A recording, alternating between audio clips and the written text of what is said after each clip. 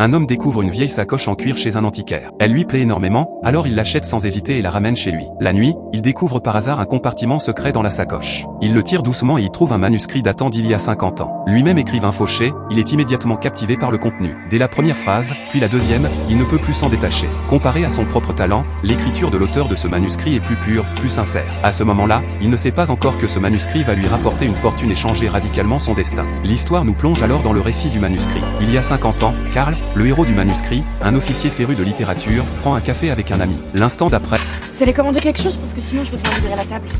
What did she just say? Well, my French is a little weak, but I'm pretty sure she said she loves you.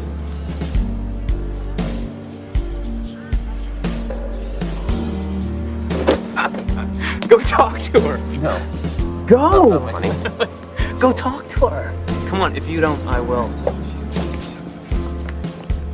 une histoire d'amour poignante commence à se dessiner. Karl arrive à Paris avec son unité en 1944. Voir ses camarades tomber au front jour après jour le plonge dans une profonde mélancolie. Mais c'est alors qu'il rencontre Anne, la jeune fille qui va bouleverser sa vie. Karl n'oubliera jamais leur air un peu bonnet en savourant une glace sur l'herbe, ni la tension et l'émoi de leur premier baiser. Chaque avenue ensoleillée arpentée avec Anne est comme une note de musique dans ses souvenirs, composant au final une tendre mélodie d'amour. Mais ce bonheur est de courte durée. Karl reçoit bientôt l'ordre de rentrer en Angleterre. À la gare, la séparation est déchirante, leur regard débordant d'amour. Une fois rentré, Karl pense à Anne jour et nuit.